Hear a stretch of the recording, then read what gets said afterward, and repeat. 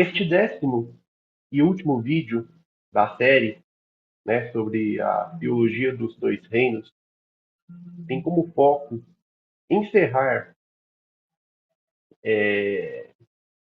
encerrar a série com a afirmação clara e poderosa, né, da perspectiva teonômica e reconstrucionista.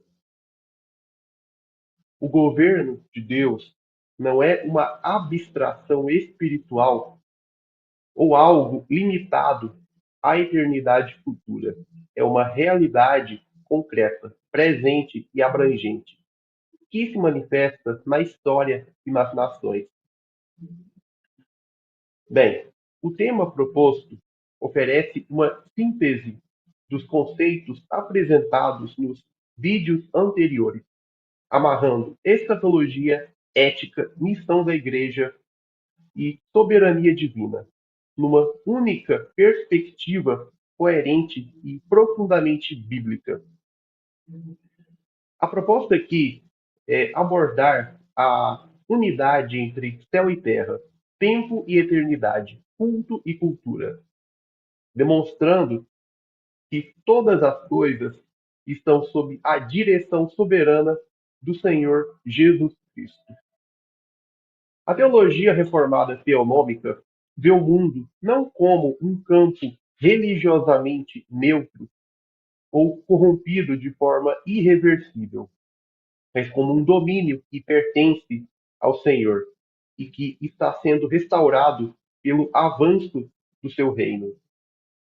Este vídeo convida os cristãos a enxergarem a história como um palco onde se manifesta o propósito de Deus, rejeitando a fragmentação proposta por sistemas dualistas, como a teologia dos dois reinos. A ênfase recai sobre a integração entre fé e vida, entre teologia e cultura, entre escritura e realidade, mostrando que a palavra de Deus é a norma para todas as esferas e que o governo de Deus já está em operação, ainda que nem todos os seus efeitos tenham sido plenamente revelados.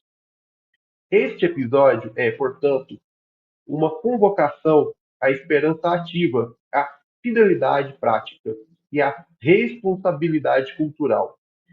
Ele reafirma que o fim da história não será a derrota da Igreja, mas a plena manifestação do reino de Cristo, que está em crescimento e cujo alcance cobre toda a terra. Isaías 9, 6 a 7. 1 Coríntios 15, 25. Daniel 2, 35, 44. Aqui encerra-se a série com um chamado claro. Vivamos hoje à luz da verdade de que Deus reina. E seu reino é uma realidade presente que transforma todas as coisas. Pois muito bem. ah, o primeiro ponto fundamental a ser tratado neste vídeo é a afirmação bíblica e teológica de que Deus governa todas as coisas agora, e não apenas em algum futuro escatológico distante. A doutrina reformada, baseada em textos como Salmo 103, 19, o Senhor estabeleceu seu trono nos céus, e o seu reino domina sobre tudo. Em Mateus 28, 18, toda a autoridade me foi dada no céu e na terra. Nos apresenta um governo divino que é total, soberano e atuante em cada aspecto da criação e da história.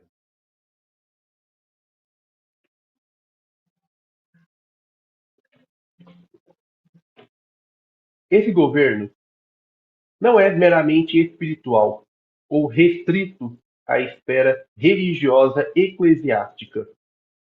Ele abarca a totalidade da vida humana, o indivíduo, a família, a igreja e o Estado.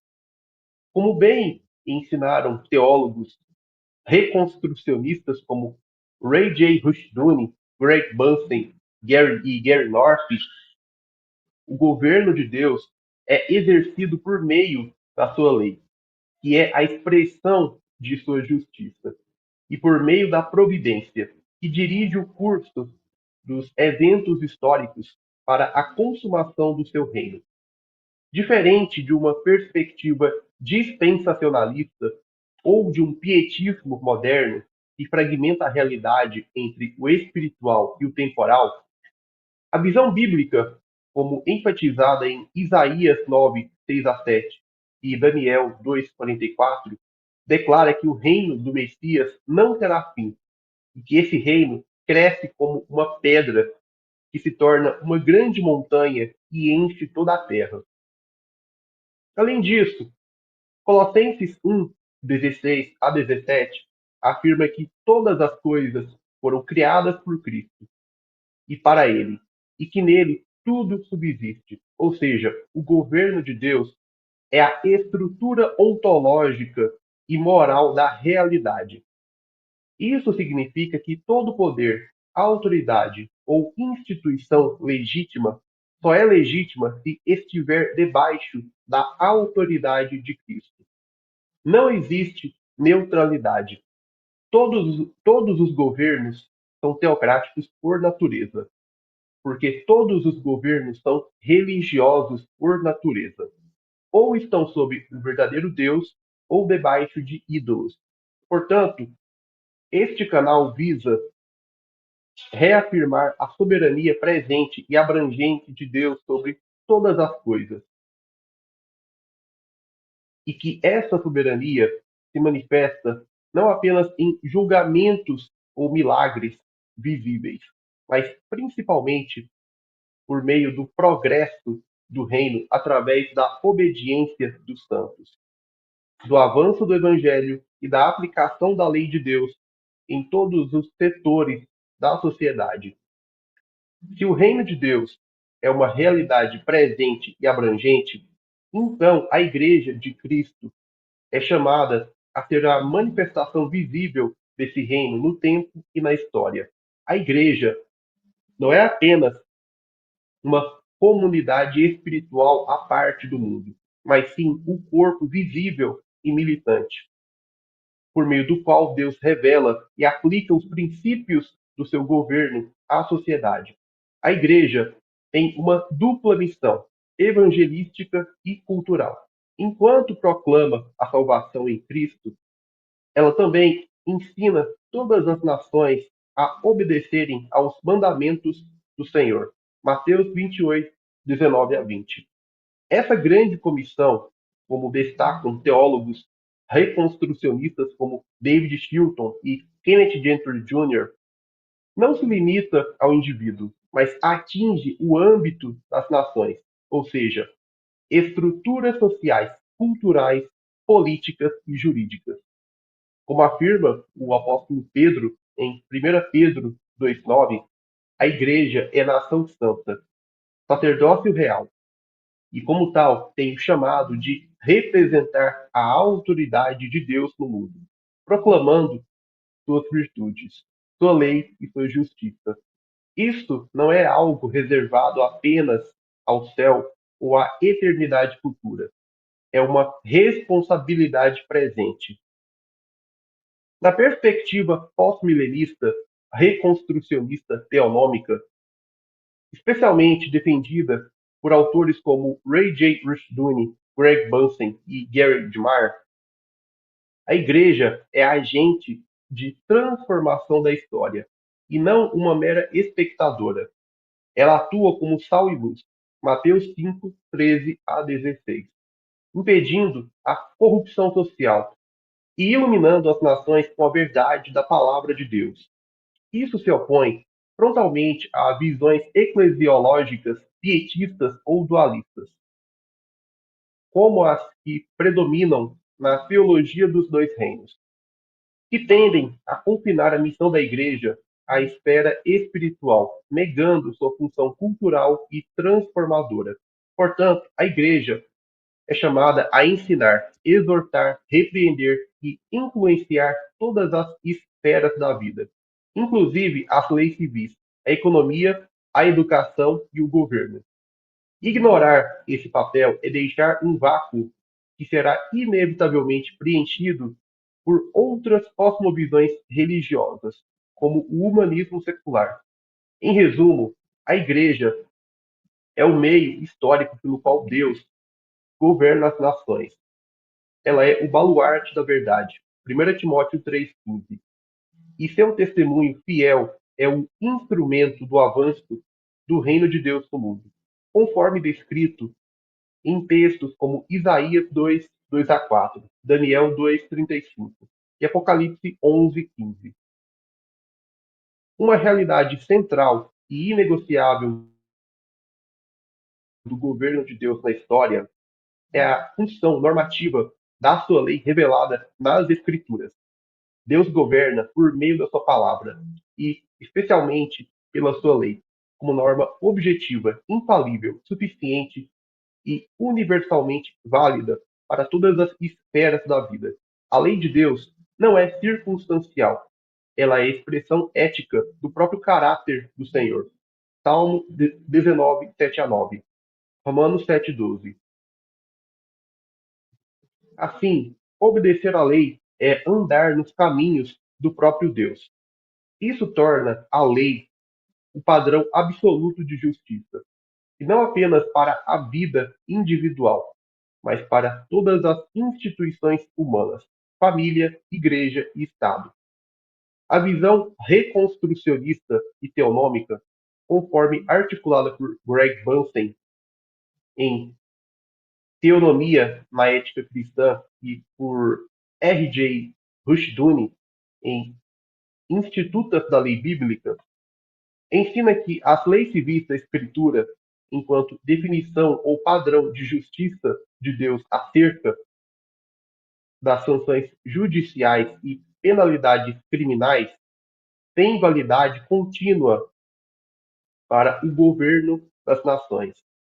Como diz Deuteronômio 4, 5 a 8. A obediência à lei de Deus é o que faz de Israel e, por extensão, a Igreja, uma nação sábia e justa diante das outras nações. Quando a lei de Deus é rejeitada, alguma outra lei toma seu lugar. Toda lei é uma forma de religião em ação. E onde há uma lei ou padrão, há um Deus que o sustenta. Portanto, negar a lei bíblica é substituir o Deus verdadeiro por um ídolo legislador, seja o Estado, o povo ou algum conceito abstrato de moralidade.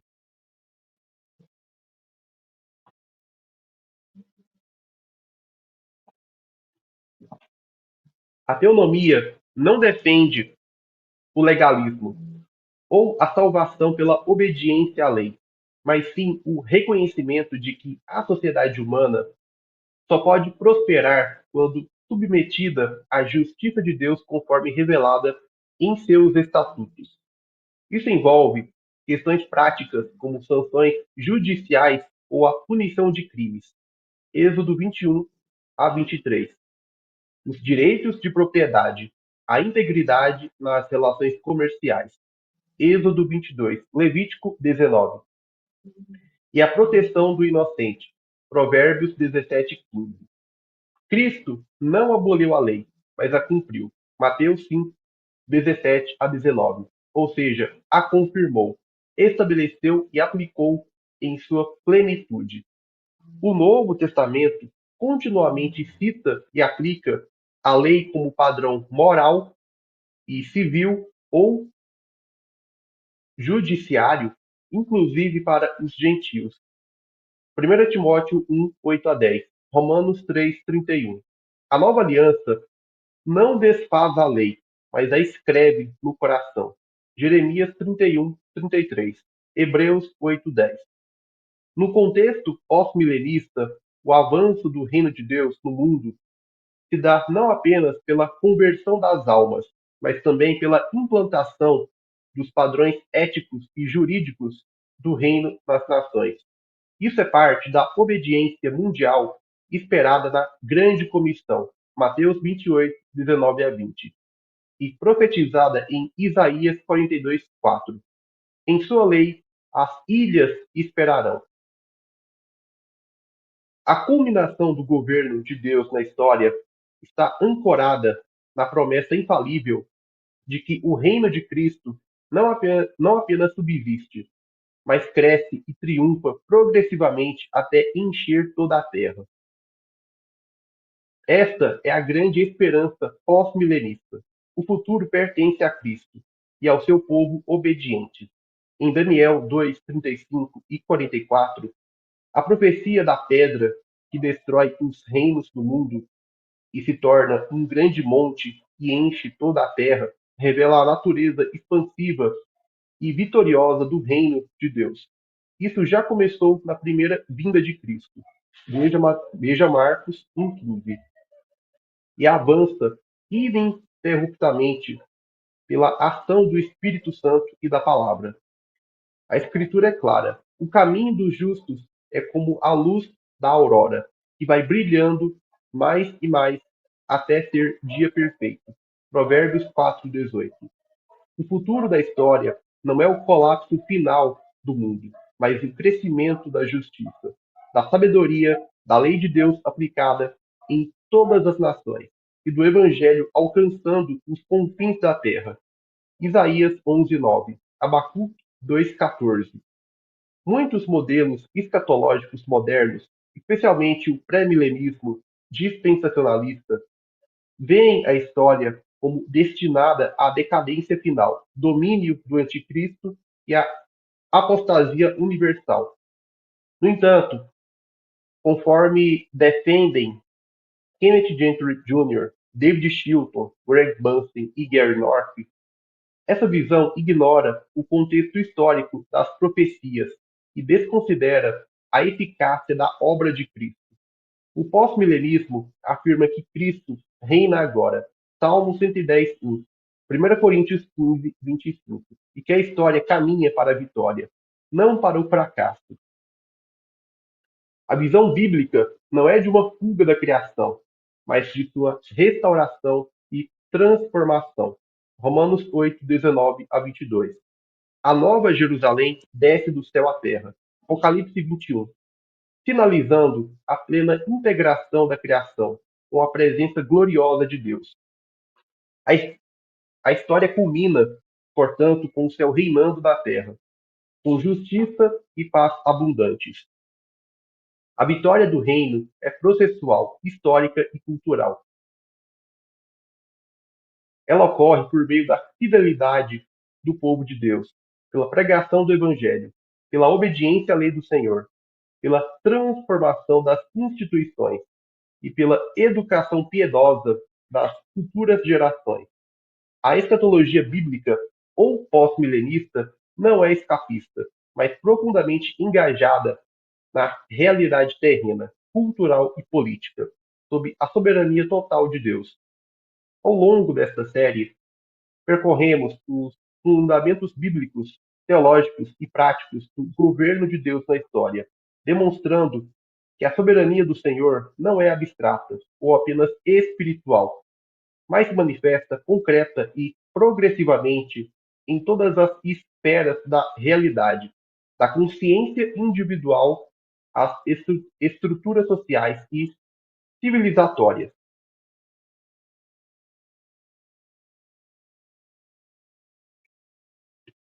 Vimos que o reino de Deus é uma realidade presente que avança mediante a obediência dos santos e que a lei do Senhor é a expressão da sua justiça para reger povos, nações e culturas.